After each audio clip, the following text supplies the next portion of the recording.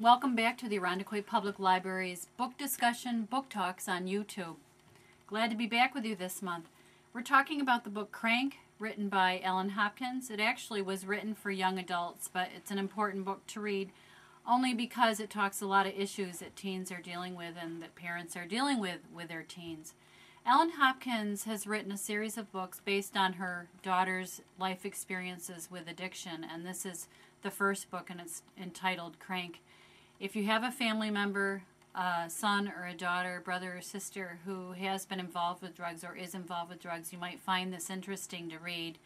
It might be difficult to read, it might be a little bit challenging, but I would recommend it to you if you have had that experience in your family or even know of somebody who has suffered from drug addiction. Ellen Hopkins has realistically portrayed what happens in a family unit when someone you love enters the world of drug addiction. What's really interesting about this book, Crank, is that it's written in poetic verse, but it's easy to follow. Once you follow the rhythm of the poetic verse, you can easily get into the book.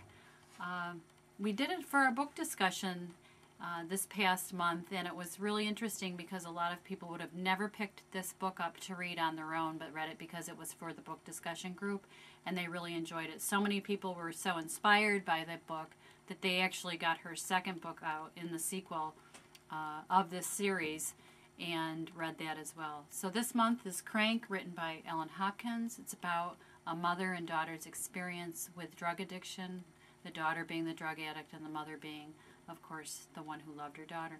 So we recommend it to you and hope you'll read it. You can pick it up at any public library near you. You can buy it at one of your local bookstores, but we hope you'll stop at the library and ask for it. Thanks.